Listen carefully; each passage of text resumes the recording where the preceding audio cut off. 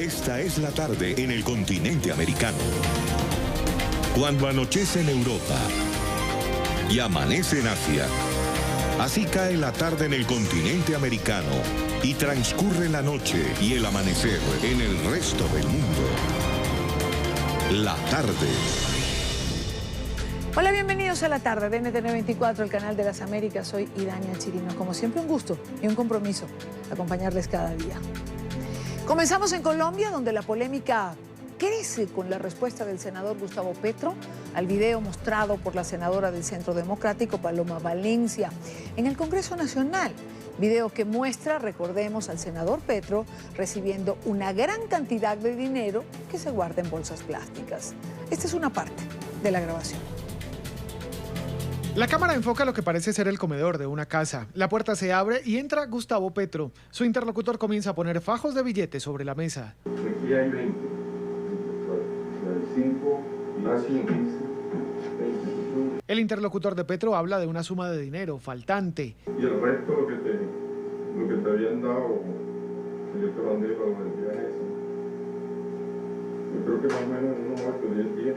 Luego, Gustavo Petro reclama sobre la denominación de los billetes. Sí.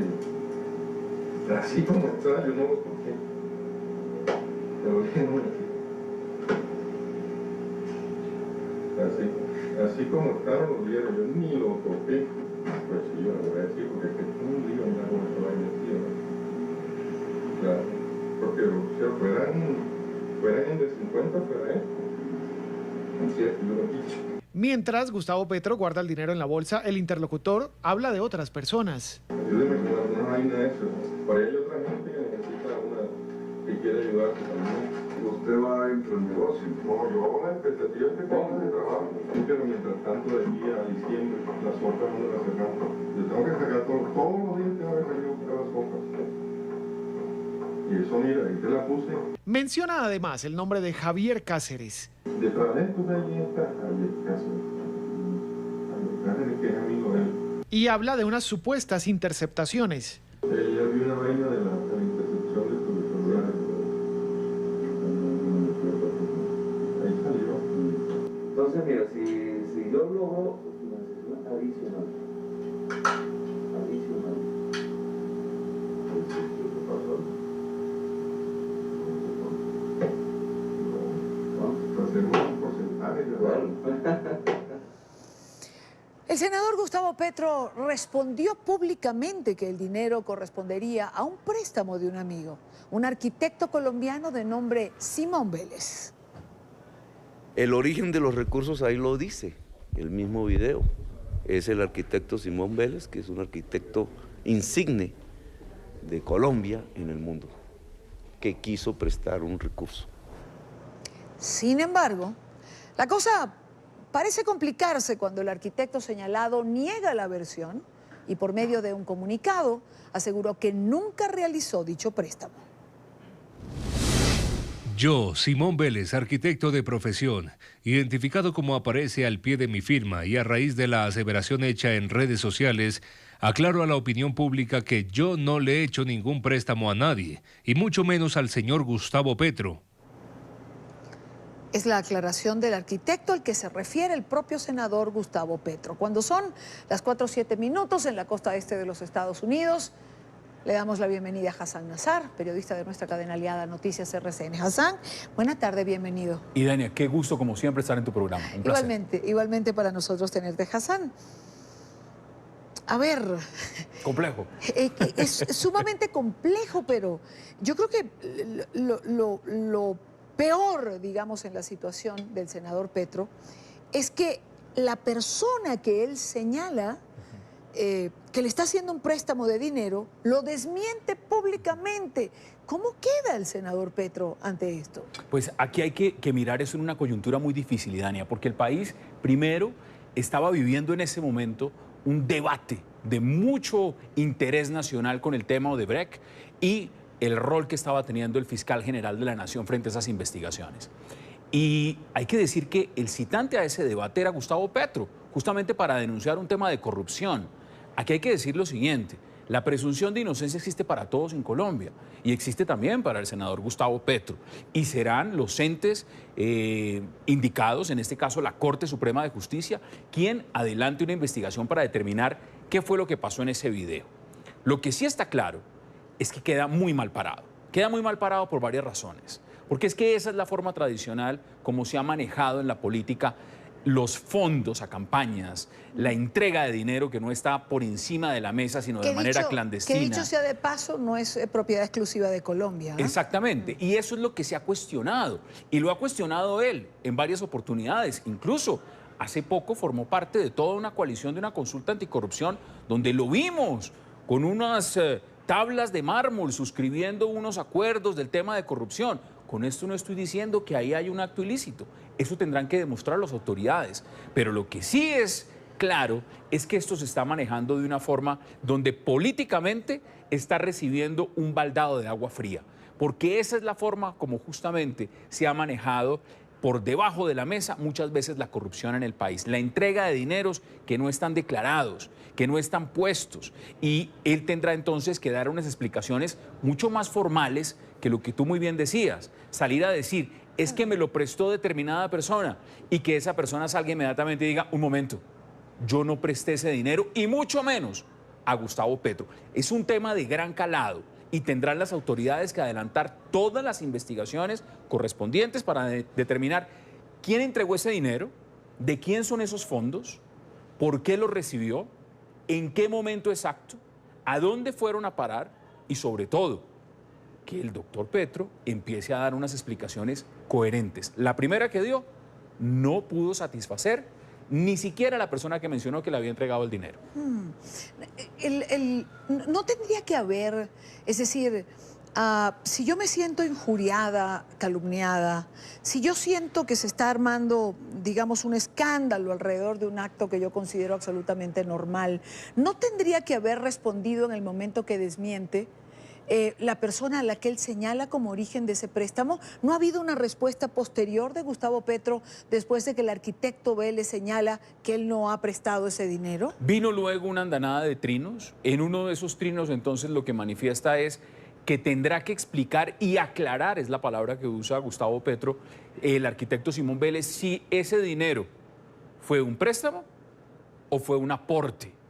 Porque entonces cambia la configuración. Primero había dicho que era un préstamo. Ahora dice no. Si Simón Vélez se retracta, entonces él tendrá que aclarar si lo que pasó fue que era un préstamo o un aporte. Claro, pero cuando se emite un comunicado, como el comunicado que emite el arquitecto Vélez, bueno, al menos eso entendería yo. Hay como marcando una distancia, oiga, ese dinero yo no lo mandé para allá. No es mío, yo no lo presté, y es muy claro en el comunicado del arquitecto Vélez donde dice, yo no he prestado ese dinero y mucho menos a Gustavo Petro.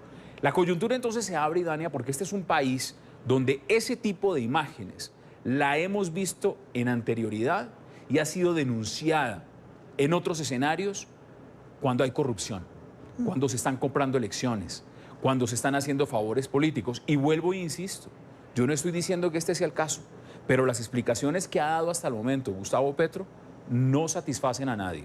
Y tendrá la justicia que entrar a esclarecer estos hechos. Porque además, Dania, cuando uno en Colombia ha tomado la bandera, como la ha querido tomar él, de creerse el adalid de la decencia, más decente es él, los demás todos son corruptos, y aparecen este tipo de imágenes, lo primero que sucede es, ¿de qué decencia estamos hablando?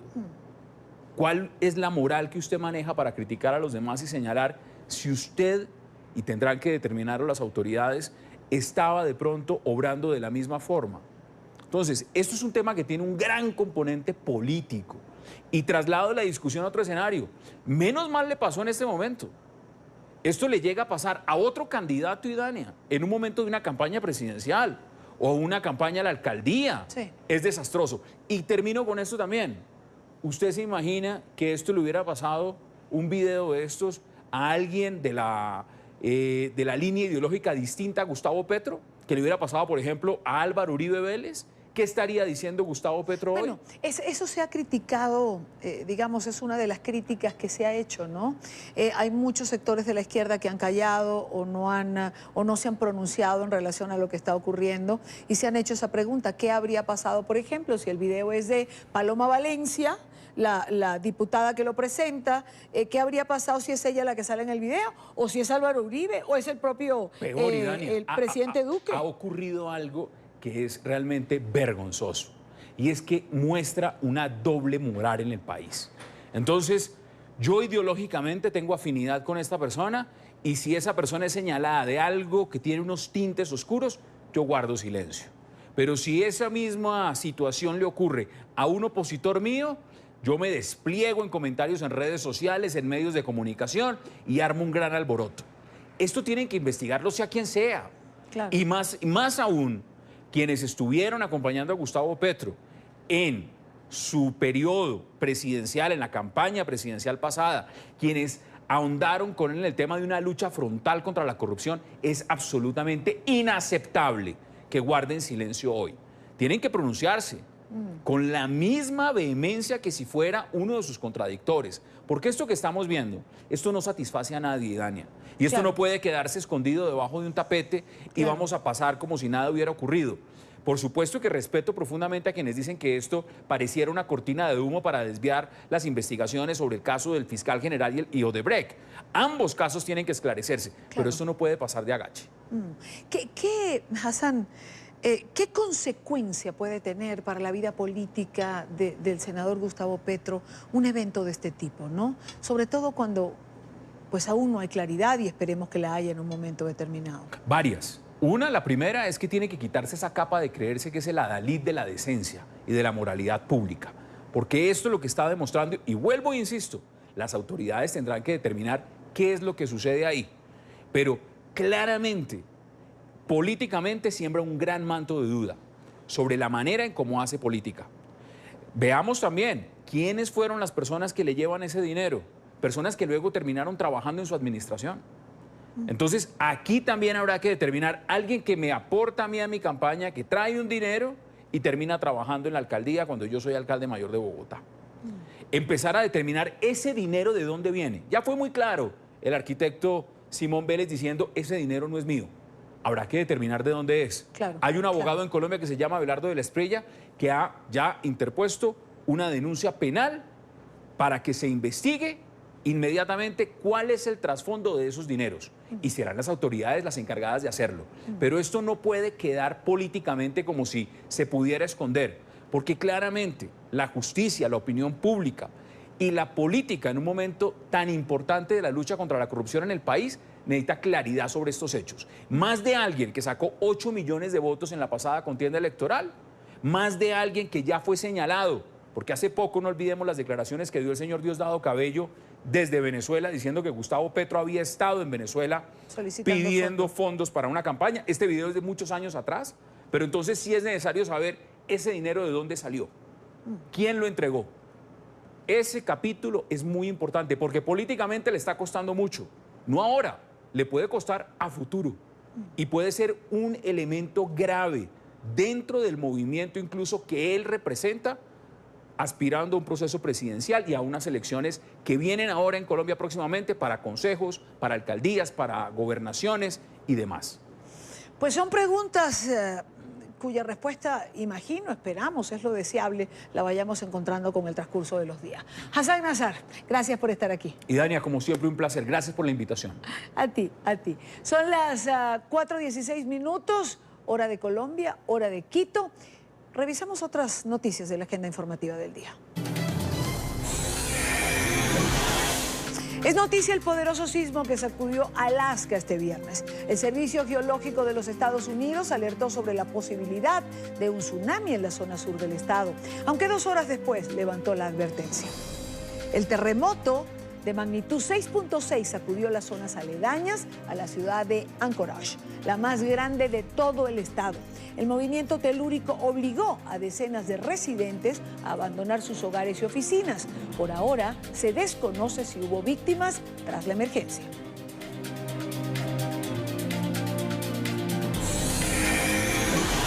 Es noticia la firma de un nuevo acuerdo de libre comercio Argentina con el que avanza la cumbre del G20 que por primera vez se realiza en Sudamérica.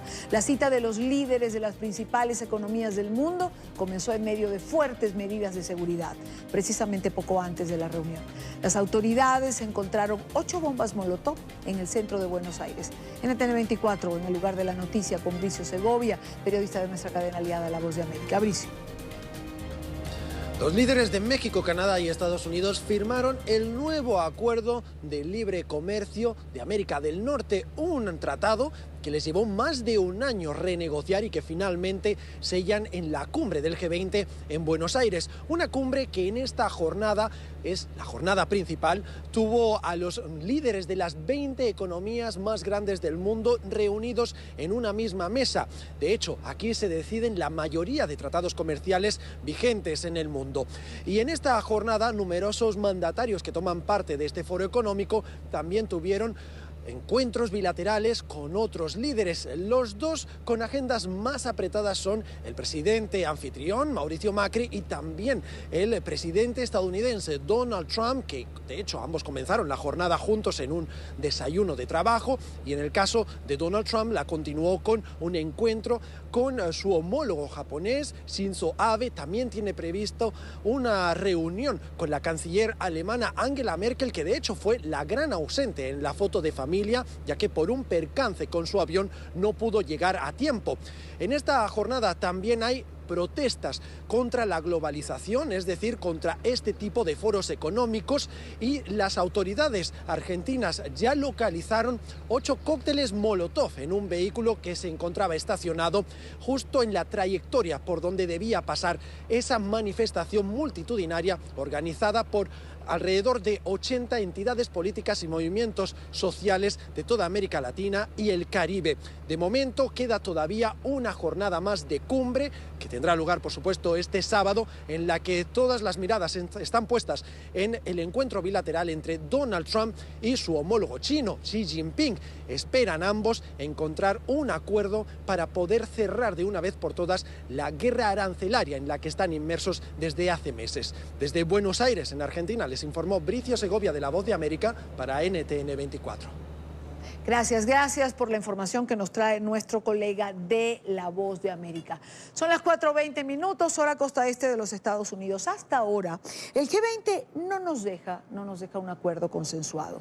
Lo que sí nos deja son diferentes imágenes, momentos curiosos y otros que bien pudiésemos calificar como polémicos, por decirlo menos. Hoy en la inauguración, por ejemplo, si usted tuvo la oportunidad de verlo, podíamos ver al presidente Mauricio Macri al inicio mandando a callar a los asistentes para poder para poder iniciar este encuentro. Todos estaban como dispersos. Pero también podíamos observar en primer plano la rabieta del presidente Donald Trump. Minutos después de haber ingresado a la Casa Rosada, el mandatario se vio enojado con la traducción al inglés de las palabras de recibimiento de Mauricio Macri. Sería estupendo si pudiéramos ver las imágenes del presidente Trump cuando se ve molesto. El presidente de los Estados Unidos, bueno, ahí está, lo tira al piso, el audífono que le había sido entregado. Dijo además que había entendido mejor en español que a través de la interpretación que le estaban haciendo de las palabras del presidente de los argentinos. En su idioma que a través de la interpretación. El presidente estadounidense, el presidente Trump, también protagonizó otro momento, quizás bochornoso, si no para él, para el presidente Mauricio Macri. El mandatario republicano dejó solo en el escenario al presidente argentino, quien luego de estrechar su mano lo llamaba para tomar una nueva fotografía. Macri, visiblemente incómodo, no tiene otra opción que quedarse solo y tratar de distraerse mientras las cámaras grababan este momento.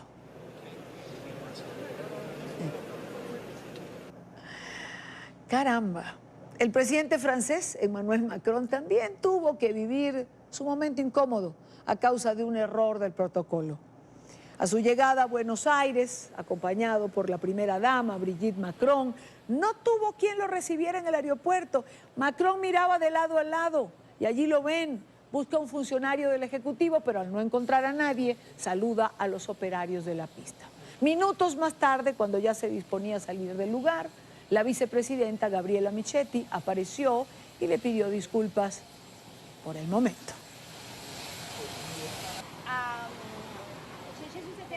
Pero la prensa no se quedó atrás. Escuchen ustedes lo que ocurrió durante una transmisión en vivo. Bien, y Adrián Ventura también tiene información sobre la cumbre. Decinos, Adrián. Sí, estoy en el baño, Martín. 11:38. Gracias, Adrián. Enseguida. Es que de verdad, esta cumbre del G20 ha estado llena de momentos de este tipo. Como dato curioso y para finalizar este compendio, hay quien dice que la reunión de los líderes más importantes del mundo ha provocado movimientos en las placas tectónicas. Sea ingenio popular o realidad, en el inicio de la cumbre, un sismo de magnitud de 3.8 sacudió la provincia de Buenos Aires. Según el Instituto Nacional de Previsión Sísmica, el movimiento, que se produjo a 25 kilómetros de profundidad, tuvo su epicentro a 32 kilómetros de la capital.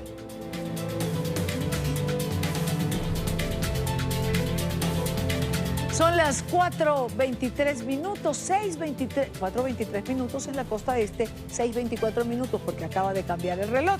En Buenos Aires seguimos con más noticias. Es noticia la que podría ser una de las filtraciones de datos más grandes de la historia. La cadena hotelera Marriott International ha confirmado este viernes que unos 500 millones de huéspedes, la información de todos ellos en todo el mundo, habría sido filtrada a manos de hackers. La compañía admitió que el pasado 19 de noviembre, personas no autorizadas ingresaron a la base de datos de la compañía, accediendo a información privada recolectada durante reservas hoteleras desde el año 2014. Aunque no se conoce con exactitud cuáles fueron los datos expuestos, nombres, direcciones, teléfonos, correos electrónicos, número de pasaporte, fecha de nacimiento e información de vuelos harían parte de esta lista.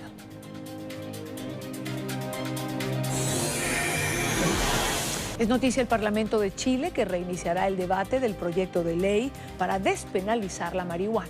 Tras 2 años de estar suspendida en el Parlamento, la polémica iniciativa será retomada como prioridad la primera semana del mes de enero. Organizaciones sociales, políticas, conservadoras buscarán bloquear esta propuesta. En Santiago de Chile, Juan Pablo Monsalve tiene más información. Juan Pablo. Hola, ¿qué tal, televidentes del programa La Tarde de NTN 24? Pues efectivamente, desde la Comisión de Salud de la Cámara de Diputados señalaron que será prioritario para el Poder Legislativo en 2019 la despenalización de la marihuana en territorio chileno. Estamos en este momento en ExpoWeed, una feria muy importante a nivel latinoamericano que promueve precisamente el consumo del cannabis. Acá hemos hablado también con algunos expositores y nos han señalado la importancia de este tema. Pero vamos a revisar primero las declaraciones del diputado chileno Juan Luis Castro haciendo el anuncio.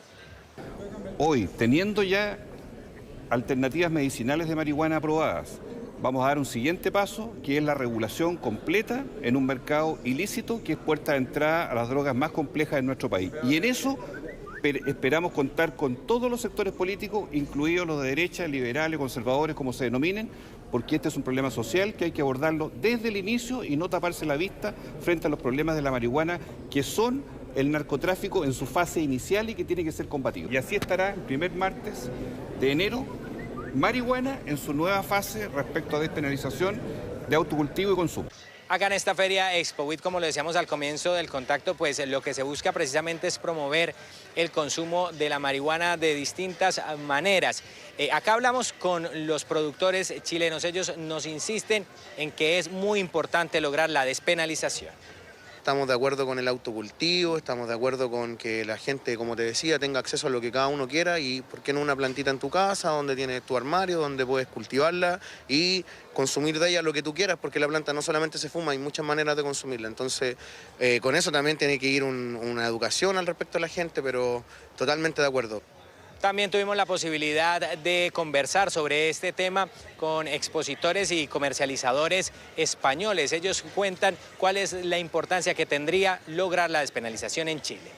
Nosotros allá en España notamos que España consumía hachís procedente del narcotráfico y hoy en día consume marihuana que producen los propios cultivadores mayormente. Entonces, claro que le hemos dado un golpe muy importante al narcotráfico y espero que eso ocurra también aquí. Los sectores más conservadores en territorio chileno pues han manifestado su total rechazo a que se discuta este tema en el Parlamento. Insisten en que despenalizar la marihuana en Chile sería un retroceso para la sociedad. Esta es la información que podemos entregarles a esta hora desde Santiago de Chile. Continúen ustedes con más en el programa La Tarde de NTN 24. Es noticia en México, donde se alistan para la toma de posesión de Andrés Manuel López Obrador como presidente durante los próximos 6 años. La ceremonia, que tendrá lugar este sábado, iniciará a las 9 de la mañana, hora local, en la sede del Congreso. Tras intervenciones de los legisladores al recinto, arribará el presidente saliente Enrique Peña Nieto, quien sobre el mediodía habrá de traspasar la banda presidencial. Tras la toma, López Obrador ofrecerá su primer discurso. El nuevo mandatario llegará al Palacio Nacional en horas de la tarde, donde mantendrá sus primeras reuniones y atenderá a los cerca de 900 invitados a este acto. Quiero saludar en esta parte del programa a Pascal Beltrán del Río, él es director editorial del periódico Excelsior. Hola Pascal, bienvenido, gracias por acompañarnos. ¿Qué tal, Idania? Un gusto estar en la tarde. Igualmente para nosotros tenerte. Pascal, comencemos antes de entrar de lleno en la toma de posesión, por el último acto de Peña Nieto, que fue firmar el Tratado de Comercio el día de hoy con el presidente Trump y el primer ministro de Canadá. El presidente Trump lo felicitó y le dijo: lo felicito porque allí vemos la imagen, y el primer ministro Trudeau, allí vemos la imagen, el presidente Trump lo felicita por este acto que es el último de su gobierno. ¿Merece felicitaciones Peña Nieto? Pues mira, fue una negociación muy cardíaca, la verdad, que en momentos parecía que no se iba a lograr, porque durante más de un año que estuvieron negociando, había días en que Donald Trump se levantaba y era Donald Trump. Amanecía de mal humor y empezaba a tuitear y decía que iba a sacar a su país del Tratado de Libre Comercio. Esto pues fue una constante, digamos, cada vez en cuando hacía esto Trump, y la negociación parecía estar en serios problemas. Luego comenzó el conflicto con Canadá, después de la reunión del Grupo de los 7 en Quebec, y Canadá fue hecho a un lado por los negociadores estadounidenses, que se concretaron en negociar con los mexicanos, y llegó un momento en que Trump dijo: ya tengo un acuerdo con México, a ver si lo logro con Canadá, y así estuvimos en suspenso durante mucho tiempo. Así que, pues al final se logró esto al cuarto para las 12 o al 5 para las 12. Y no sé si es una felicitación lo que merece, pero todo esto parece haber llegado a buen término. Al final de cuentas, creo que la felicitación es sobre todo para los equipos negociadores de los países. Claro. ¿No? Y además es un buen acuerdo. Y te pregunto también, Pascal, es un buen acuerdo para México. Finalmente, el 80%, digamos, de las exportaciones de México las compra Estados Unidos. Es su principal socio comercial. Sí, el peor acuerdo para México era un no acuerdo con Estados Unidos. Así que haber firmado algo que quizá no vaya a ser tan bueno como era la versión anterior del tratado, pues es un enorme logro. La verdad es que, sobre todo considerando lo que yo ya te decía, que esto podía romperse en cualquier momento, que Estados Unidos podía salirse del Telecán y quedar en nada, un acuerdo comercial vigente desde 1994, yo creo que para México es una gran noticia. y le deja el presidente Enrique Peña Nieto a su sucesor, Andrés Manuel López Obrador, pues la mesa puesta con un tratado renegociado que todavía tiene que pasar por la aduana del Parlamento canadiense y de los congresos de México y Estados Unidos, pero creo que eventualmente será aprobado y creo que seguirá siendo bueno para México. Pascal, entremos ya de lleno en el cambio, en la toma de posesión de Manuel López Obrador el día de mañana. Una nueva era para México, es decir, entra la izquierda, creo, si no recuerdo mal, después de unas 4 décadas, asume un presidente de izquierda. Pues sí, en realidad nunca había habido un presidente de izquierda.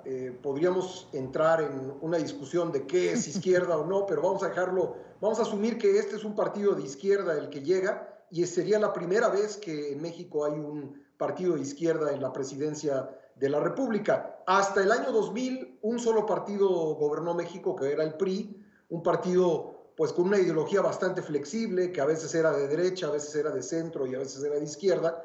Y luego en 2000 vino la primera alternancia en la presidencia a través de la derecha, el Partido Acción Nacional con Vicente Fox, quien fue sucedido por otro miembro del propio Partido Acción Nacional, Felipe Calderón, y después regresó el PRI al poder. Entonces, esta es la primera vez que habrá un partido de izquierda en el poder, y sí, sin duda es un acontecimiento, nos pone a los mexicanos en un rumbo desconocido. Es difícil saber cómo será, cuál será el estilo de este presidente. Tenemos algunas señales por lo que ha ocurrido en campaña y también por los 18 años de actividad política intensa de López Obrador, pero pues es sin duda territorio desconocido. Pero esas señales de las que hablas quizás sean el abono para los temores que ciertos sectores en México tienen en relación a lo que puede llegar a ser el ejercicio presidencial de López Obrador.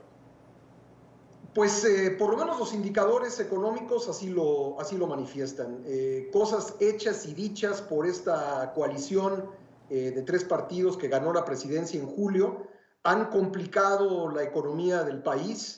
Y ahí están los indicadores. Yo creo que se puede decir objetivamente, este gobierno hay a quien le parece muy bien, este próximo gobierno, hay a quien no le gusta. La verdad es que llega con un alto nivel de popularidad, pero si nos atenemos a lo que dicen los mercados, bueno, pues ahí están señales que pudieran ser no tan buenas, con un bono mexicano a 10 años en su nivel máximo desde hace muchísimo tiempo, con una paridad del peso frente al dólar en declive, con un indicador de la Bolsa Mexicana de Valores también en declive. Así que a los mercados no les ha gustado lo que han visto. Vamos a ver qué sucede a partir de mañana, que es el primer día. Hay que recordar que México tiene una cosa que no tiene prácticamente ningún otro país del mundo: 5 meses de transición. Eso es muy raro en el resto del mundo. Y ha sido un periodo en el que López Obrador ha sido más que un presidente electo, ha sido de alguna manera un presidente en funciones sin haberse colocado la banda, y decisiones suyas han tenido un impacto en la economía.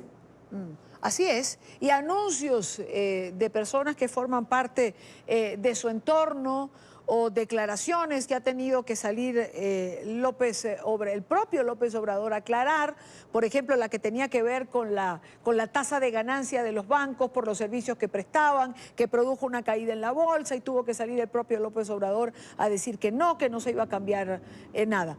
¿Cuál puede ser el gran o los grandes retos de López Obrador? Quizás convencer a los mercados de que no es verdad todo lo que se dice, Pascal. Ese es uno de ellos, pero si tuviese yo que quedarme con un gran reto, Idania, sería el tema de la seguridad.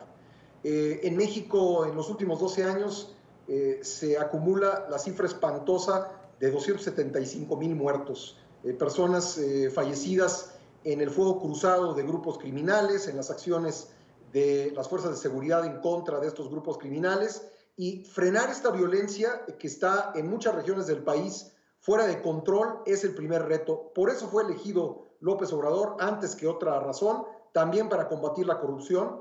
Pero si tiene un gran reto, aparte de combatir la corrupción y mantener estables los indicadores económicos, es sin duda resolver lo más pronto posible el gran conflicto que genera el crimen organizado y la violencia. Pero también, digamos, en paralelo a este reto, ya tiene su primera contradicción, porque López Obrador no estaba de acuerdo con que el ejército fuese a la calle, lo criticó en gobiernos anteriores y ahora está pensando que es la única manera de combatir el crimen organizado o de darle seguridad a la población. Entonces, no hemos empezado, pero ya tenemos una gran contradicción con esto. Efectivamente, si le damos el beneficio de la duda, podemos decir que él se ha dado cuenta que no hay otra en México donde los cuerpos policíacos están muy disminuidos, claro, han sido corroídos por la corrupción, que pues recurrir a las Fuerzas Armadas. Si pensamos mal, diríamos que él ya lo sabía y que durante la campaña utilizó este discurso para ganar el voto. Pero la verdad, sea cual sea, es una contradicción con lo que él ha venido sosteniendo por los últimos meses. Sí, eso me recuerda una entrevista que tuve la oportunidad de hacerle a Teodoro Petkov alguna vez estando en gobierno y le preguntaba cuál era la diferencia entre estar fuera del gobierno y en el gobierno. Y él me decía que su gran lección había sido que no era lo mismo pedir agua que tener que darla. Entonces, más o menos es lo que pasa con López Obrador. Una última pregunta, Pascal. Los invitados incómodos a la toma de posesión. Nicolás Maduro, Ortega creo que canceló, ya no va. Timochenko se había dicho que iba y también ha dicho que por razones de enfermedad, me decían antes de comenzar el programa que también ha cancelado su viaje. Nicolás Maduro, lo voy a creer cuando salga. Todavía pienso que puede suspender la ida, pero en todo caso ha sido un invitado incómodo. Muy incómodo y sin embargo ellos, los miembros del gobierno electo, me refiero al propio presidente electo y al próximo canciller de la República, han sostenido varias veces cuando se les ha preguntado que ellos quieren tener buenas relaciones con todos los países independientemente del signo político que tenga el gobierno de ese país y pues no han mostrado en público que les incomode tener aquí a Nicolás Maduro. Ha sido pues incómodo para quienes han seguido la historia de Venezuela de los últimos años y de las discusiones políticas, de los señalamientos por parte de la oposición, de la ilegitimidad de este presidente de Venezuela, pero al próximo gobierno no parece incomodarle, incluso ha justificado muchas veces la presencia de Maduro. Hay muchísimos mexicanos a los que esto no le gusta. Y yo te diría que, me parece como periodista, te diría que pues es un hombre que jalará muchos reflectores y que al jalarlos, Nicolás Maduro, pues se los quitará al presidente López Obrador. Entonces, no sé qué tan bueno vaya a ser para este gobierno, que además se pasó toda la campaña desmarcándose de Venezuela, diciendo que no tenían nada que ver con Venezuela, y pues en la toma de posesión viene el presidente Maduro, que últimamente no ha visitado demasiados países, sí, hay que decirlo. Entonces viene a México y pues yo sí creo que puede generarle problemas esta visita. Pues habrá que esperar, es noticia en desarrollo, como decimos en el argot periodístico. Pascal Beltrán del Río, director editorial del periódico Excelsior. Pascal, un gusto haberte tenido en el programa. Igualmente, Idania, un gusto para mí. Un saludo a la audiencia de NTN y también, por favor, a todos los compañeros allá en la redacción. Vale, muchísimas gracias.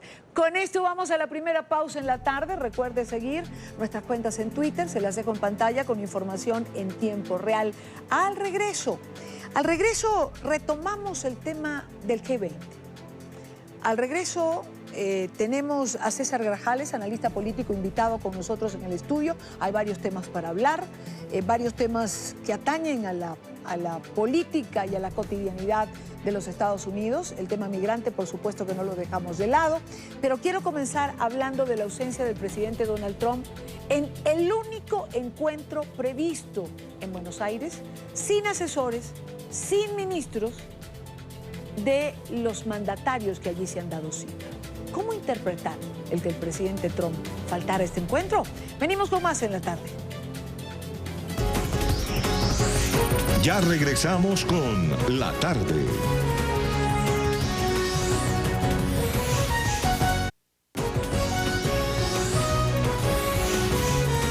Continuamos con La Tarde.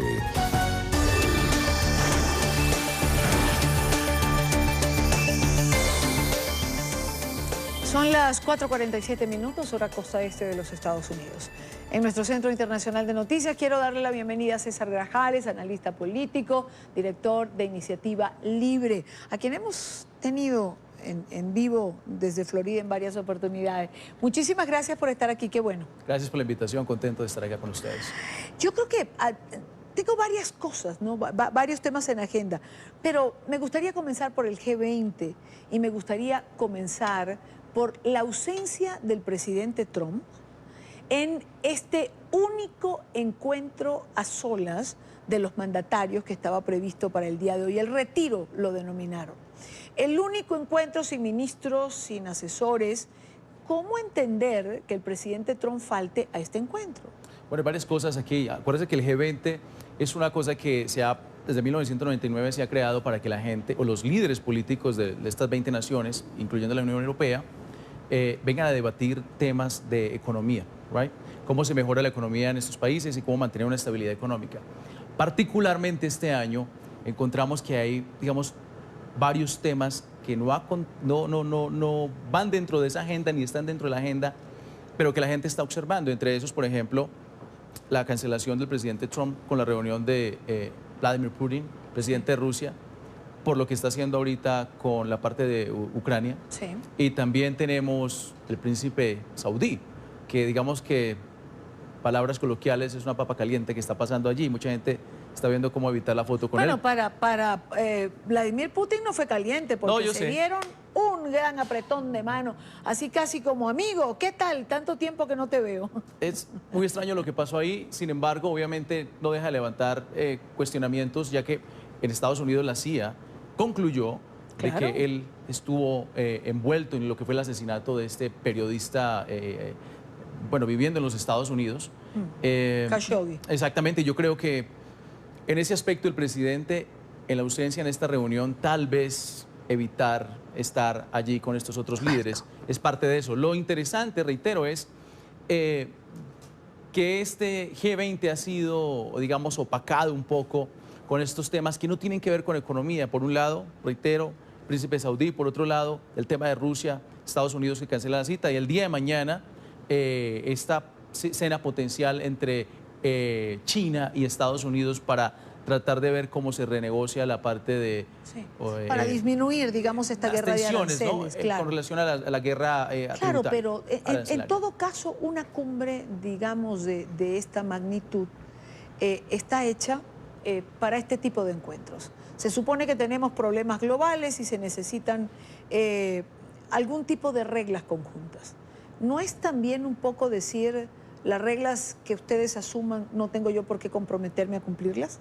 No, tú sabes que el presidente siempre opera de su manera particular. Él, digamos, no es un político de tradición y tiene su manera particular de proceder. No sé si su asesor le habrá dicho que, digamos, se saltara a esta reunión.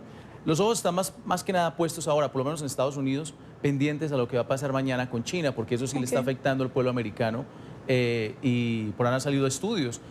Llega la Navidad, llega diciembre y tiendas como, que son, no sé si puedo decir el nombre, pero grandes, Walmart, ya han empezado a decir, mira, muchos productos van a subir de precio por esta guerra de tarifas que tiene entre los dos países. Yo creo que diríamos que el enfoque principal va a ser ese y en Estados Unidos digamos que la visión principal es qué va a pasar mañana con esa reunión en China, con el líder chino, presidente chino. Pasemos un poco a temas internos en los Estados Unidos.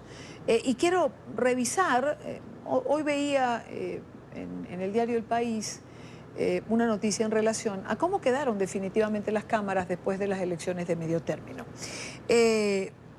Los republicanos necesitaban en la Cámara Baja 23 diputados para tener la mayoría. Correcto. Y obtuvieron 40 en porcentaje, eso es 53,1% contra 45,2%.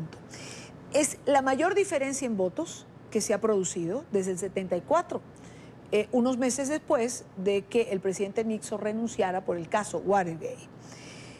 Pero si vamos al Senado, tenemos 53-47 a favor de los republicanos.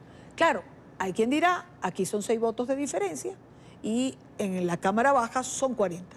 ¿Cuál es la lectura finalmente de esto, señor Grajales? Varias cosas. Primero que todo, ojo, cuando hay una tendencia, digamos que históricamente el gobierno de turno durante las elecciones de término medio pierden ciertas sillas en el Congreso o control, ya sea de ambas cámaras o de una de las cámaras. En este caso, el presidente sí se perdió, la administración perdió el control del Congreso, pero en el primer término del presidente durante la administración de Obama, perdió por más de 60 sillas en el Congreso, que fue cuando la recuperaron los republicanos el control. Ahora, hay varias cosas con relación al Senado y al Congreso.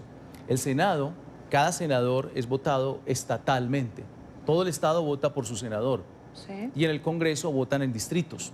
Y hay distritos que obviamente tienen cierta tendencia un poco más hacia la corriente demócrata, otros que son más bien moderados y balanceados.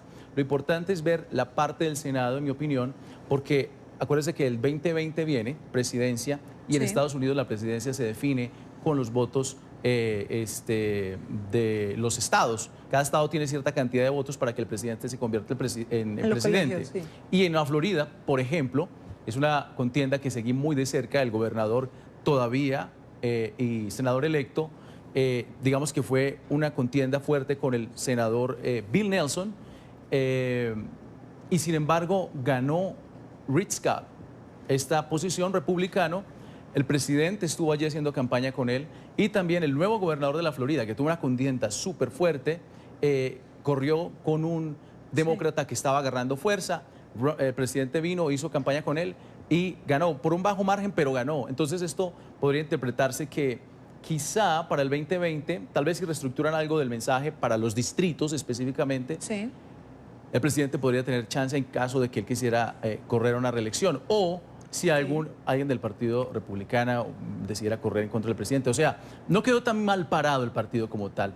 Ya lo mencionaste, por el Senado, por el contrario, ganaron unas sillas más y la pérdida en realidad no fue tan grande, se esperaba mucho más. Acuérdense que a comienzo de año se hablaba de una ola azul grandísima, que no llegó a materializarse. Y la gente incluso habían analistas diciendo que quizá se iban a perder control de ambas cámaras y no sucedió. Entonces, mi interpretación es que, digamos, los demócratas, por un lado, tienen que hacer un mejor trabajo para mover esa base porque no salieron a votar no obtuvieron todas las sillas que se esperaban a comienzo de año.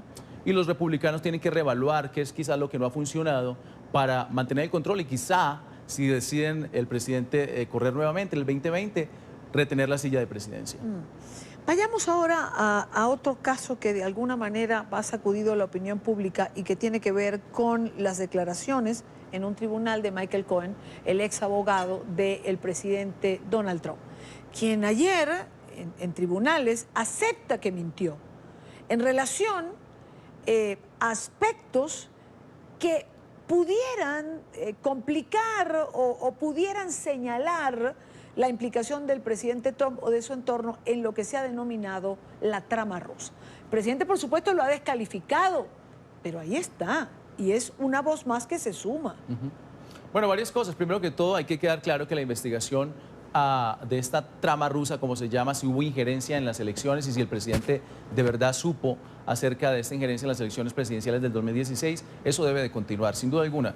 Eso debe de mantenerse protegido porque al final del día las instituciones estadounidenses son lo que mantienen, digamos, la proyección de la democracia fuerte en los Estados Unidos y el Departamento de Justicia sobre todo. Hay que proteger a Mueller, que continúe con su investigación. Número dos, bueno, yo creo que queda claro en lo que pasó con Cohen. Él le mintió, no puedes mentirle al gobierno federal porque definitivamente si te agarran vas preso y te van a condenar. Pero nada de lo que pasó en esa confesión de que ha mentido en realidad involucra directamente o condena al presidente en algo. O sea, yo sé que la investigación debe de continuar, pero las personas que, digamos, se apresuran a decir, es que es culpable el presidente. Recordemos que en Estados Unidos está el due process y nadie es culpable hasta que no se pruebe lo contrario. Por el contrario, es inocente. Entonces el presidente, por supuesto, Mueller debe continuar con su investigación y Si desafortunadamente al final del día se llega a probar que el presidente sí sabía de esta injerencia rusa, pues obviamente que se tomen las acciones que deben de requerirse. Un tema que no quiero dejar por fuera es la situación de los migrantes en la frontera, donde, por cierto, un grupo de mujeres centroamericanas ha iniciado una huelga de hambre. Están demandando atención tras 2 semanas de estar hacinados en los albergues de Tijuana y que se acelere la revisión de las peticiones de asilo.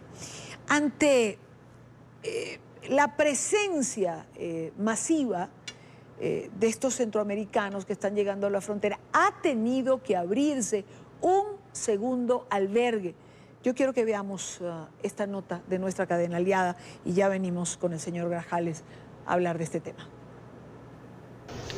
¿Qué tal, amigos de NTN 24? Los saludo desde el segundo albergue que se ha habilitado ahora ya para la caravana migrante en la ciudad de Tijuana, la unidad deportiva Benito Juárez, que fue el primer albergue donde llegaron los miembros de la caravana. Desde ahí empezaron a ser reubicados a este lugar, Centro de Espectáculos Barretal, debido, entre otras razones, a las condiciones climatológicas en esta zona, ya que hay muy bajas temperaturas y está lloviendo. Ha estado lloviendo durante los últimos 2 días, por esto la autoridad ha tomado la decisión de trasladar, de invitar voluntariamente, al menos así fue el día de ayer, a los migrantes que quisieran venir a este sitio. Este sitio cuenta con áreas techadas como en la que nos encontramos, una explanada con concreto. En caso de que sea necesario será habilitado también, pero se buscará primeramente que se encuentren en una condición de bajo techo la mayoría de los migrantes. Les voy a mostrar un poco de cómo se observa esto. Voy a tratar de voltear la cámara. Bueno, ahorita no me lo permite, pero bueno, ustedes ya lo podrán ver en las imágenes en pantalla también acerca de las condiciones. Bueno, les puedo decir que es un lugar techado y esta es solo una de las 3 unidades que se están pensando habilitar. Se espera que el grueso del contingente esté llegando durante las próximas horas. Regresamos con ustedes al estudio. Muchísimas gracias por ese informe. De verdad que hemos podido tener presencia en todos estos albergues, hemos podido ver exactamente cómo se encuentra allí la gente con estos reportes que agradecemos muchísimo. De Imagen Televisión, por cierto, de nuestra cadena aliada Imagen Televisión. Esto sigue siendo, señor Grajales, un gran problema. Un gran problema para Estados Unidos y para México. Correcto. Yo no sé para quién es peor, pero lo cierto es que esta gente está aquí. Se habla de, en esta semana tuve información de que se pudiera firmar el acuerdo de un tercer país seguro para que México los acogiera. Tendría algún aporte de los Estados Unidos, pero es un problema. ¿Qué hacer con esto? ¿Cómo manejarlo? Creo además que un solo país no puede tener una solución, debería ser en conjunto. Bueno, acabas de decir algo. ¿Para quién es el problema? Personalmente creo que el problema es para los ciudadanos que viven en ambas fronteras, la gente de Tijuana y la gente de San Diego. Esa gente está sufriendo muchísimo ahí, porque cuando cierran la frontera la gente de San Diego sufre y la gente de Tijuana también. Segundo, hay que recordar varias cosas e ir a la raíz del problema de la caravana. Yo creo que también parte de este problema es, tristemente, la desinformación de la gente que migra, que va caminando, que llega a la frontera y cree que al pedir el asilo político se los van a dar, o que califican por el asilo político desconociendo la ley como está redactada en Estados Unidos, que es persecución política, ideología y eso. Tú no puedes llegar a decir es que soy pobre en mi país, porque eso no califica. Durante ese proceso la persona pues puede ser arrestada y procesada mientras se sabe si esa solicitud de asilo es real o no. Ahora, como es tanta gente, no hay la cantidad de jueces suficientes para procesar rápidamente esas peticiones de asilo.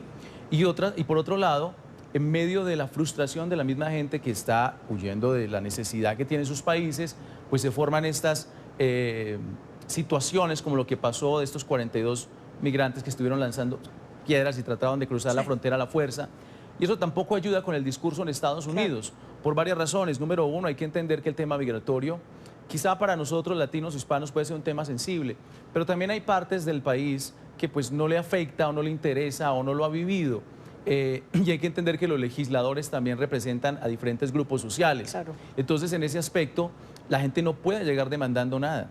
Acuérdese que Estados Unidos ha sido un país generoso con inmigrantes. De hecho, es uno de los países que más absorbe inmigrantes todos los años, y en la historia de Estados Unidos más de 200 millones de inmigrantes hemos llegado a los Estados Unidos. Entonces es un país muy generoso. Yo pasé el proceso migratorio y yo le puedo decir, a mí me parece increíblemente generoso. Toma tiempo, pero es un país generoso. Hay países donde ni siquiera puedes aspirar nunca a la ciudadanía. Entonces tú no puedes llegar demandando algo. Yo creo que ahí es donde genera dudas y nerviosismo en estadounidenses que les preocupa lo que está pasando. Claro, le preocupa la cantidad cuando uno ve toda esa cantidad de gente. Son 5.000 personas que tienes ahí. Y segundo, se genera esta crisis humanitaria porque Tijuana tampoco puede absorber. ¿Y qué es lo que está pasando? Que es que como hay un gobierno en transición en México, el gobierno saliente no quiere tomar esa papa caliente porque se van 2 días. Claro. Y el que está entrando pues todavía no puede tomar decisiones porque no tiene injerencia. Entonces, con esta pregunta quiero terminar,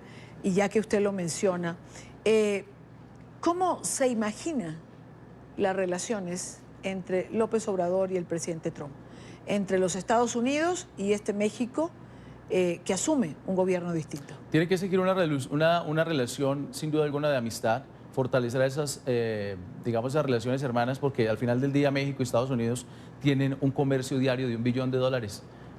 Y eso en números siempre cala, así que el presidente electo, presidente el sábado oficialmente, López Obrador, tiene que reevaluar, digamos, algunas de las posiciones que mencionó durante su campaña, y Trump, obviamente, el presidente Trump, pues trabajar de la mano del nuevo presidente de México, porque al final del día es uno de los mayores comerciantes que hace comercio, intercambio comercial, ¿no?, alrededor del mundo. Es México, su país es directo, es México, y para México Estados Unidos.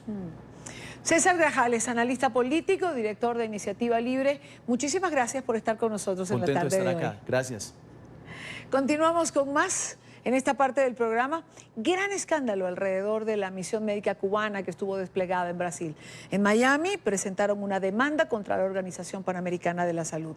Algunos de los exmiembros del grupo de cubanos dicen que el organismo se embolsó más de $70 millones por supervisar la práctica de los isleños en el gigante suramericano. Paola Serna tiene la noticia.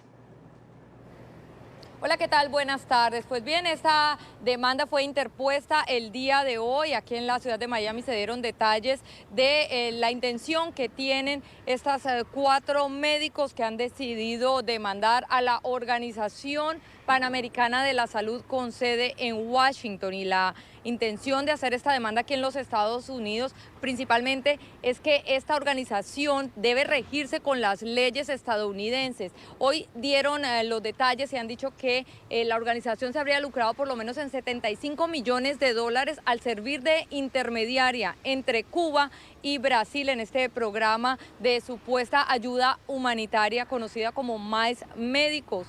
Aquí en Estados Unidos actualmente hay como 35.000 médicos cubanos. Esta demanda la hacen 4 médicos cubanos, sin embargo pudiera ser una demanda colectiva, y estas son las aspiraciones que tienen también los abogados. Han dicho básicamente que dicha organización ha contribuido o de alguna manera ha ayudado a que se lleven a cabo los hechos de esclavitud de los médicos cubanos en Brasil. Es por esto que yo estoy tomando este caso. Como se ha dicho, los ciudadanos cubanos sufrieron bastantes abusos de muchas formas, incluso en las misiones que ellos llevaron a cabo. Y estos problemas se han documentado por décadas.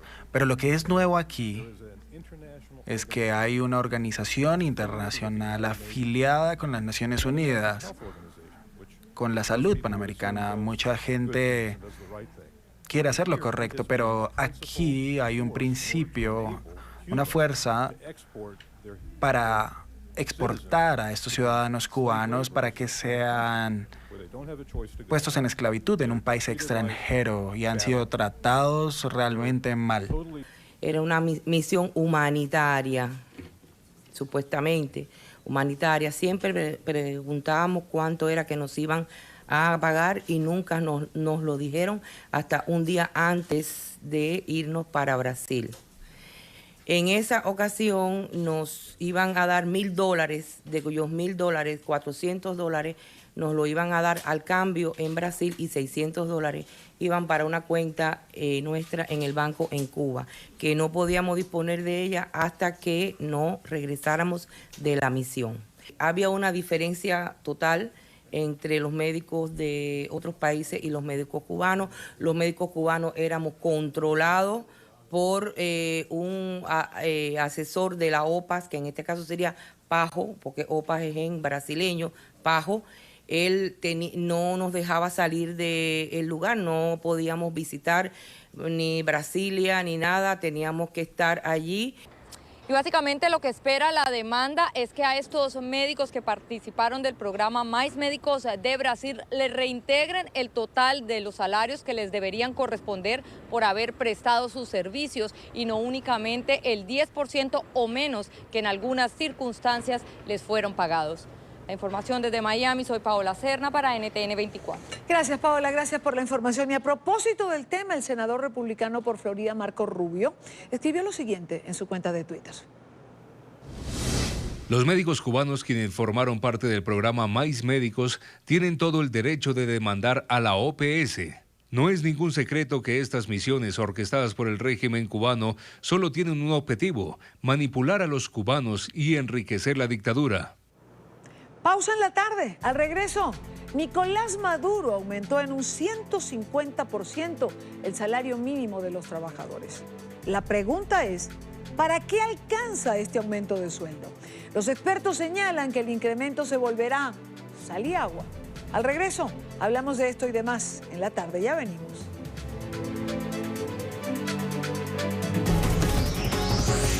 Ya regresamos con La Tarde.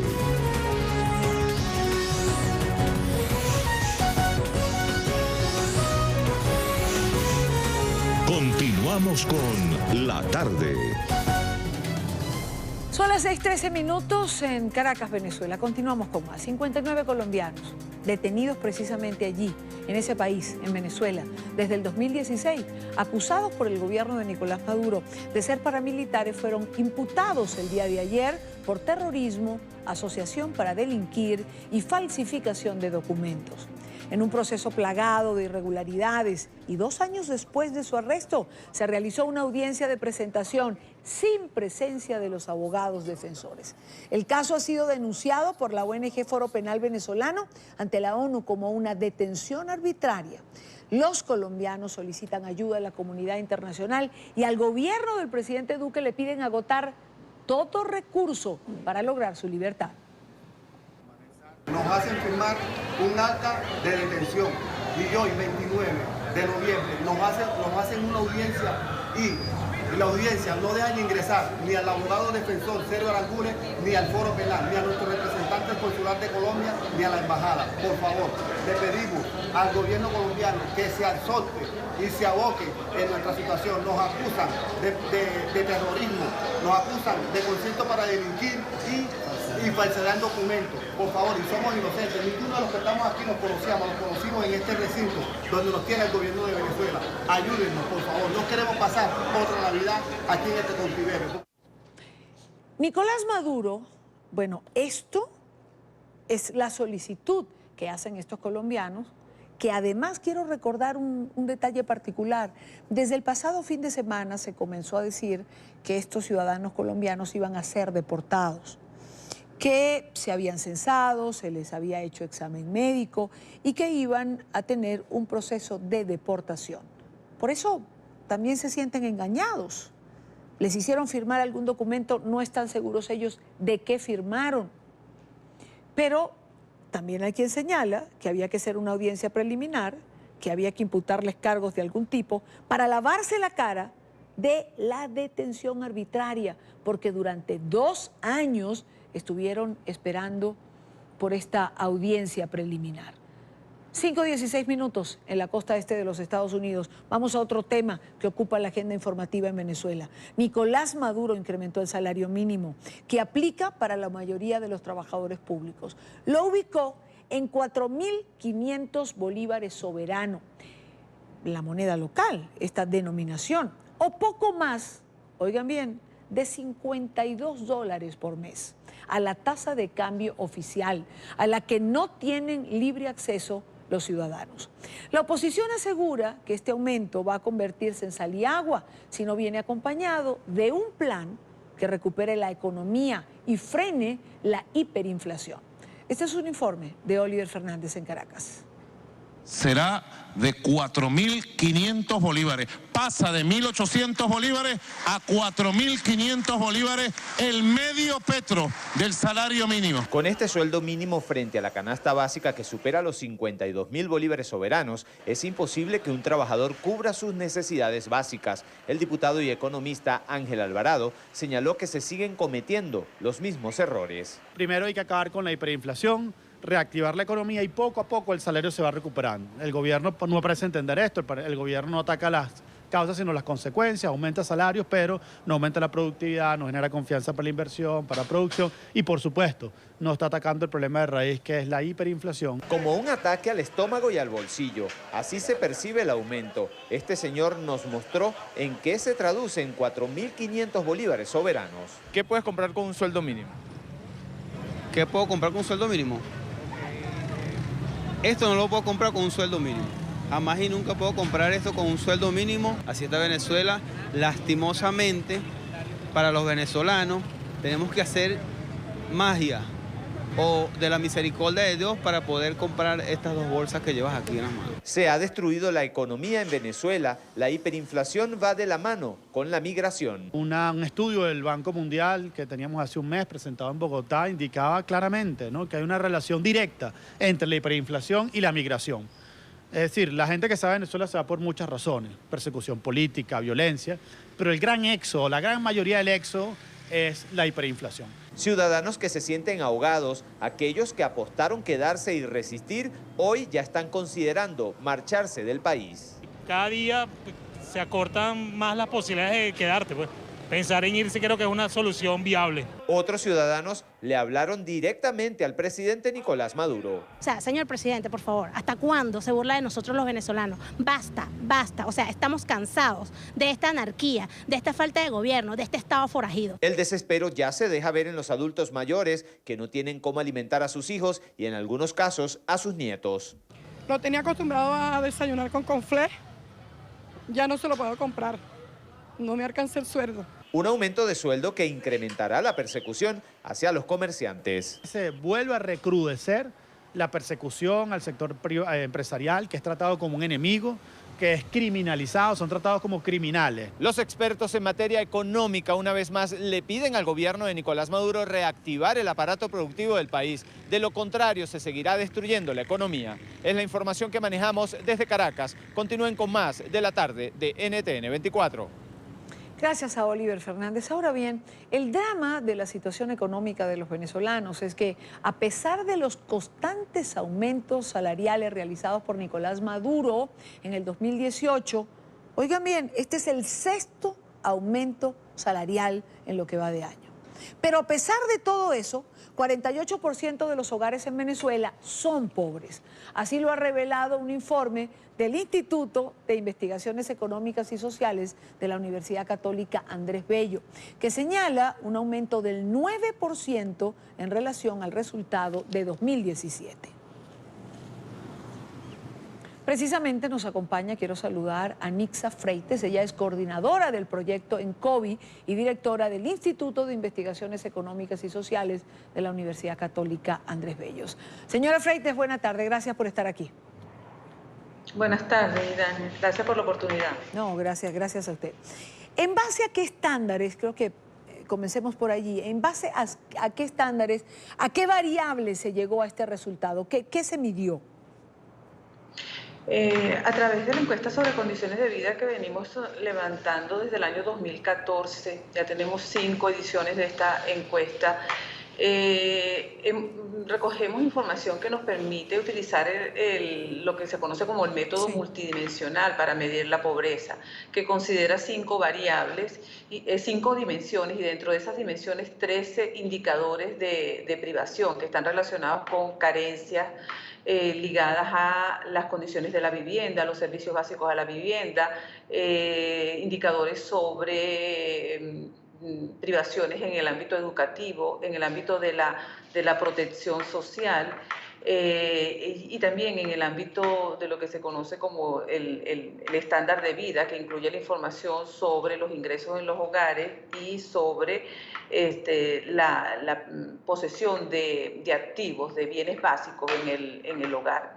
Con relación a todas esas variables, pues ellas cada una tiene una ponderación, como lo establece la metodología, y nos permite entonces clasificar a los hogares en situación de pobreza. Y el resultado que hemos obtenido es que el 48% de los hogares venezolanos clasifican como pobre, y la dimensión que está pesando más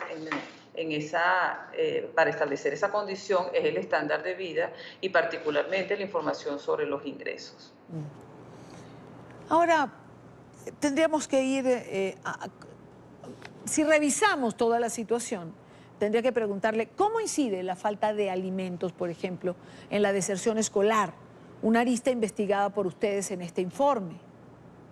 Sí, sobre la población escolarizada, aquella que ha respondido en la encuesta, que asiste regularmente a clase, indagamos si hay alguna razón que impida una normalidad en esa asistencia a clase. ¿Qué factores impiden que haya una regularidad en el cumplimiento del cronograma escolar? Y encontramos que solamente la mitad de la población escolarizada entre los 3 y los 17 años puede asistir regularmente. La otra mitad falta clase por una variedad de razones. Una de las más importantes es la falta de alimentación en el hogar. El 22% de esa población escolarizada ha respondido que no puede asistir algunos días a clase por falta de alimentos en el hogar o por falta de alimentos en los planteles, porque los programas de alimentación escolar cada día están funcionando peor o han dejado de existir en algunos planteles de enseñanza pública.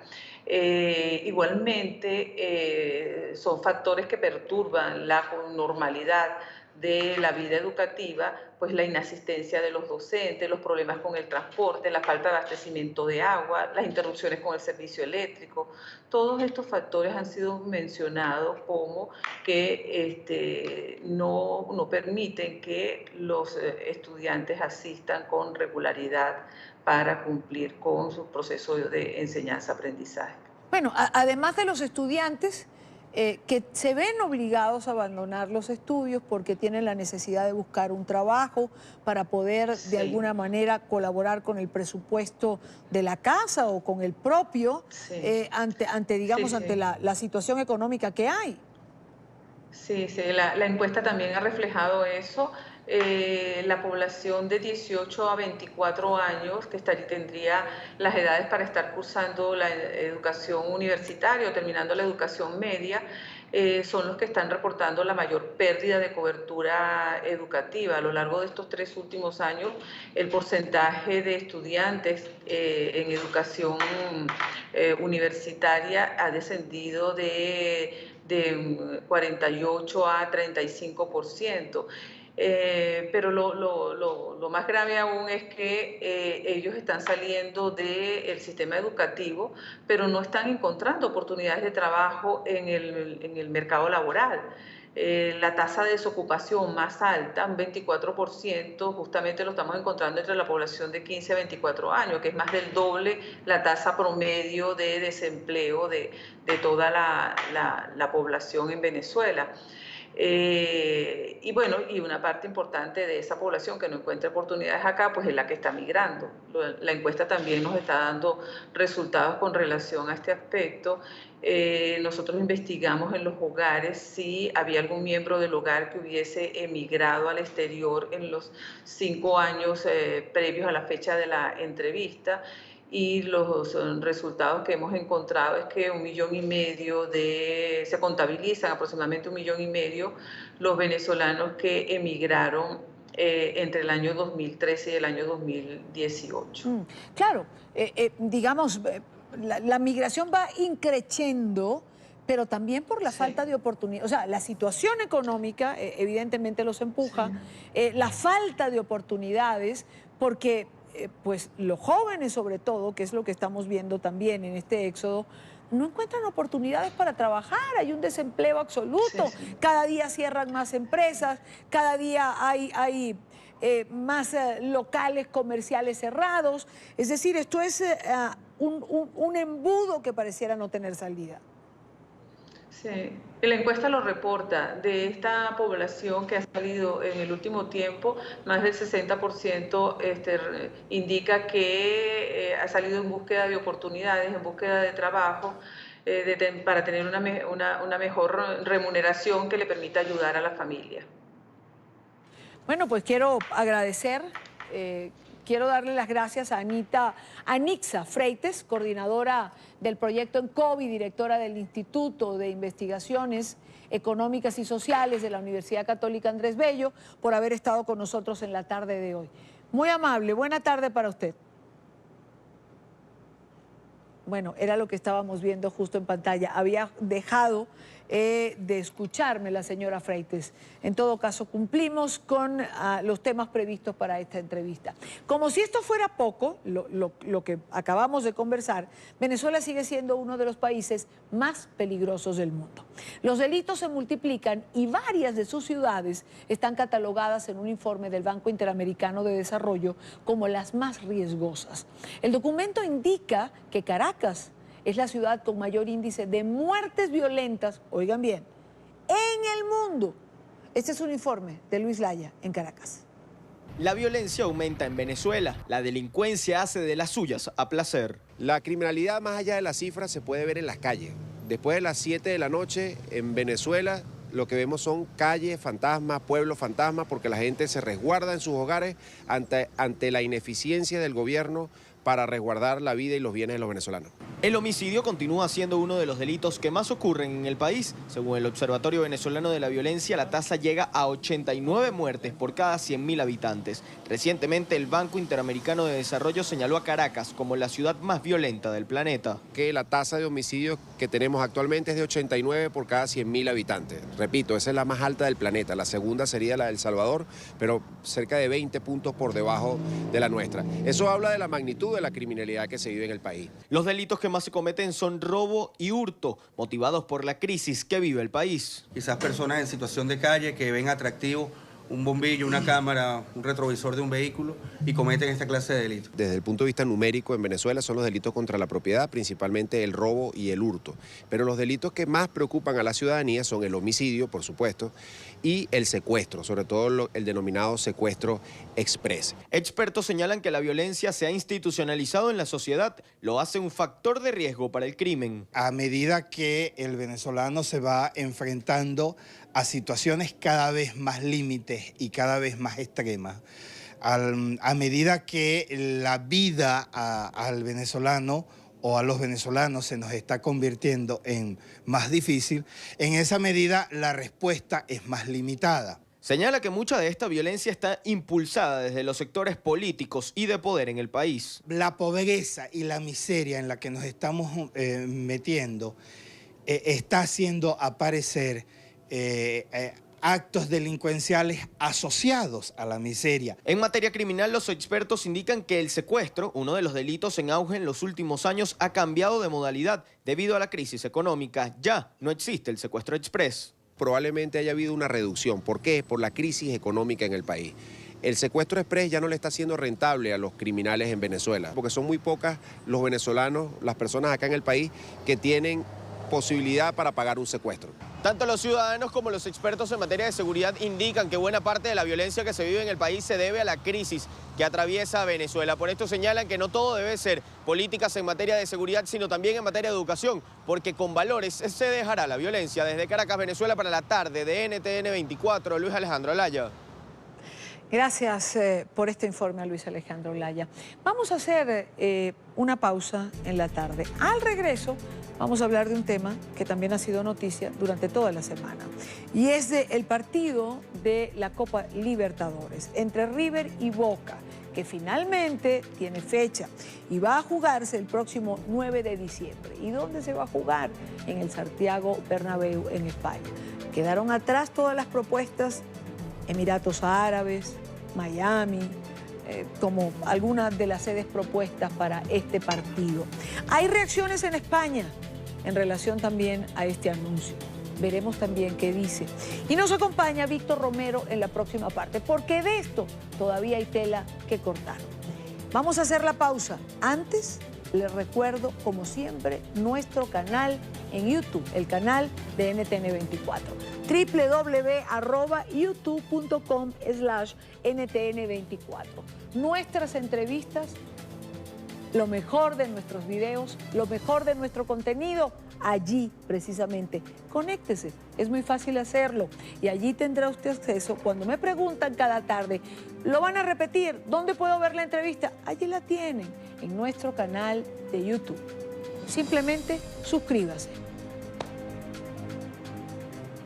Hagamos una pausa, venimos en breve con más información. Quédese con nosotros. Ya regresamos con La Tarde.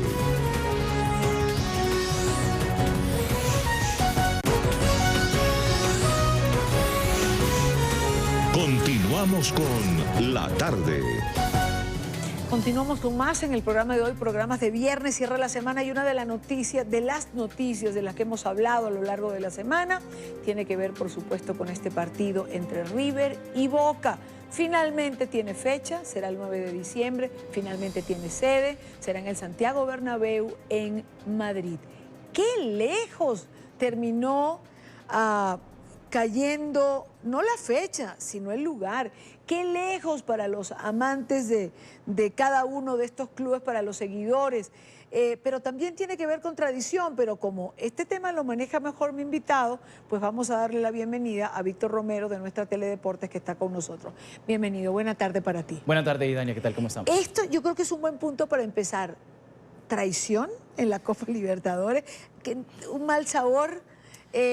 Por lo menos es que te veo la cara realmente de afectado por esta decisión. Yo creo que para los seguidores siempre de la Copa Libertadores son 68 años de tradición. O sea, hemos hablado de una copa que siempre se ha jugado claramente en territorio americano. Sí ha tenido invitados mexicanos, ha tenido invitados de otros países que no hacen parte de la confederación de la Conmebol, propiamente dicho, pero están quebrando tal vez lo que decíamos, la tradición de jugar una copa, como le dice su propio nombre, Libertadores, los Libertadores de América. Están llevándola a otro país, a otro terreno. Un terreno ellos llaman neutral, o un terreno que ellos llaman donde no puede pasar ningún tipo de situación o una anomalía como el tipo de violencia que se presentó y que todos sabemos el día sábado en el estadio de Monumental de River.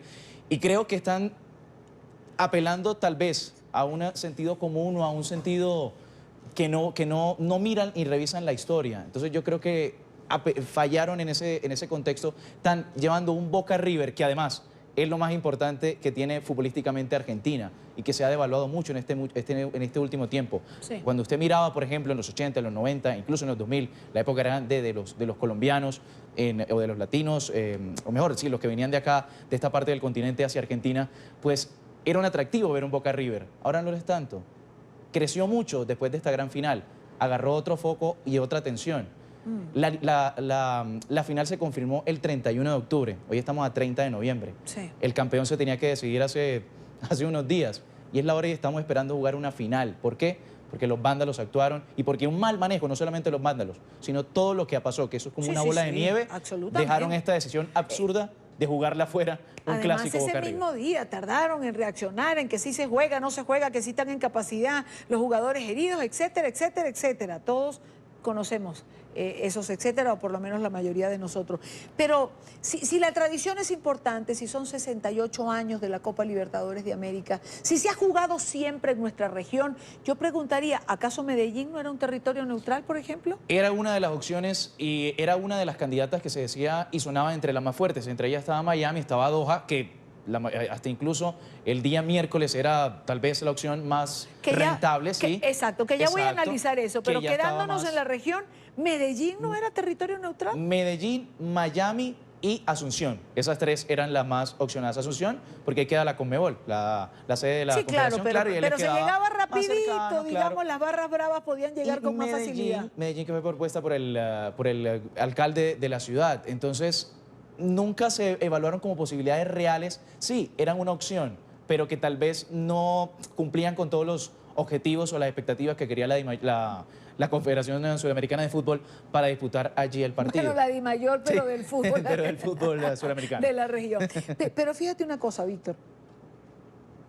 ¿De dónde España? Porque es que siempre, con Gonzo conversábamos el otro día, y siempre estábamos como opcionados en Doha y en Miami.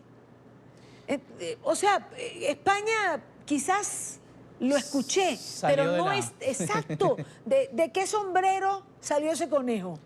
Del presidente de la Conmebol. Él mismo en la rueda de prensa que se dio el día de ayer, él mostró y dijo, mire, yo hablé directamente con Florentino Pérez. Yo quiero jugar la Copa, o sellar ya la Copa Libertadores, la gran final, en el Estadio Santiago Bernabéu. Es una idea loca, es lo que él plantea y le dice al presidente del Real Madrid. A partir de allí, de esa conversación, ya se unen los otros hilos. ¿Los otros hilos cuáles son? Gianni Infantino, presidente de la FIFA, Luis Rubiales, presidente de la Real Federación Española de Fútbol. Esos 4 ítems, contando obviamente a Florentino Pérez y a Alejandro Domínguez, presidente de la Conmebol, pues entre los 4 decidieron que fuera Madrid. ¿Por qué? Porque es la capital, primero, que aloja a más argentinos en Europa. Otra variable por la cual ellos mencionan que se pudo haber dado esa, o que mejor se escogió esa sede, fue porque tiene mayor conectividad de los aeropuertos del mundo. O sea, puede llegar mucho más fácil y es una sede más cercana que Doha. Y la otra es también porque de allí, recordemos que tienen que partir al Mundial de Clubes una semana después. Claro. O sea, hay muchos valores, pero además creo que el que todos podemos saber y conocer es por el tema económico también. No creo que haya faltado este tema como punto fuerte sobre la mesa para que Madrid finalmente sea la escogida. Ahora, hay reacciones en Madrid luego de que el Tribunal Disciplinario de la Conmebol anunciara esta final de Copa Libertadores entre Boca y River. Ya lo dijimos, el 9 de diciembre en el Santiago Bernabéu. Marcelo Moncayo, nuestro periodista en Madrid, ¿tiene reacciones? Veamos. Hola, ¿qué tal? Saludos para ustedes en la tarde. Así es, amigos televidentes. Este estadio, el Santiago Bernabéu, es el lugar escogido para que se juegue la segunda parte de la final de la Copa Libertadores de América. Los hinchas argentinos que viven aquí en Madrid, tanto del River Plate como de Boca Juniors, ya se están preparando para recibir a sus equipos. Esto pese a que varios de ellos consideran que no es una buena idea que este partido se juegue aquí en Madrid.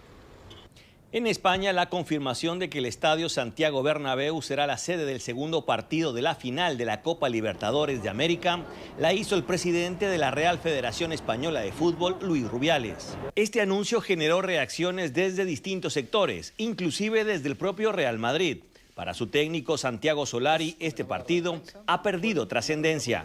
Ha roto muchos corazones lo que sucedió.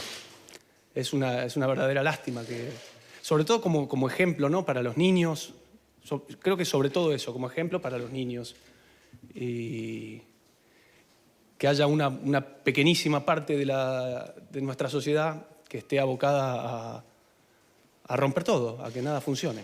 Lamentablemente para mí ha perdido trascendencia este partido, ¿no? En el corazón, a eso me refiero.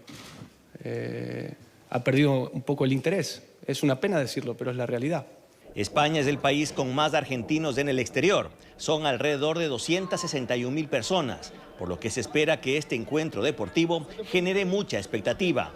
Hinchas del Boca y del River Plate en Madrid aseguraron que irán al estadio aunque están disconformes con la decisión. Para mí, sinceramente, ahora sacamos el hincha. La final no se tenía que haber jugado. No tenía que dejarse vacante el título y que Madrid no tenía que haber permitido realmente albergar la final de la Copa Libertadores. Creo yo que se debería haber jugado en Argentina, sinceramente, porque se puede jugar previendo bien las cosas. Antes de que pasen los accidentes se puede jugar en realidad. No es necesario hacerlo acá. Pero bueno, para mí, ya que estoy acá, yo estoy feliz.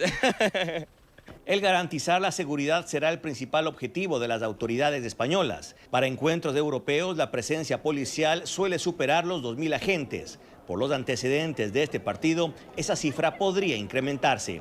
Televidentes de la tarde, y la delegación del gobierno todavía no informa cuál será el operativo que se impondrá durante las horas previas y posteriores del partido, precisamente para ofrecer toda la seguridad posible a los jugadores y por supuesto a los hinchas que vendrán a ver este encuentro deportivo. Este es el informe para la tarde. Marcelo Moncayo, NTN 24, Madrid. Víctor, Yo entiendo, es decir, creo que a mí también me habría gustado que se jugara en nuestra región. Siempre habría quien diga que esta es una elección para todos en la región, para que todo el mundo aprenda que esto no puede pasar, ¿no? Los hinchas, que son una cosa, son corazón y buen comportamiento. Y las barras bravas, otra. ¿Llegarán hasta allá las barras bravas? Yo creo que será muy complicado, obviamente, que lleguen, pero al ser... Es que hay que citar un ejemplo claro. El día del partido de Boca River se encontró a uno de los más representativos de la barra de River, se le encontró muchísimo dinero para darle la vuelta al mundo prácticamente. Entonces ellos financieramente pueden acercarse a ese estadio, pueden ir. El punto es que las autoridades prevengan quiénes son los que se van a acercar, quiénes son los que van a viajar, porque ellos capacidad financiera desgraciadamente tienen. ¿Por qué? Por muchos factores, porque ellos están, algunos pueden estar financiados por los mismos clubes, pueden estar con capacidad económica para hacerlo. O sea, decir que no se van a acercar, creo que no hay que ser muy certeros en que no vayan a ir. Ojalá que no, ojalá que sea un espectáculo, pues obviamente digno, porque es Sudamérica la que va a estar representada en Europa. Entonces, sería muy complicado decir que no van a ir. Digno para el deporte, digno para quienes somos amantes del buen fútbol. Ojalá y no vayamos a hacer un papelote allá en el Santiago Bernabéu también. Víctor, gracias por acompañarnos. Muchas gracias. Por supuesto, más de esto en nuestra Teledeporte. Rápidamente vamos al corte y al regreso. Hoy es viernes y hablamos de cine. Ya venimos.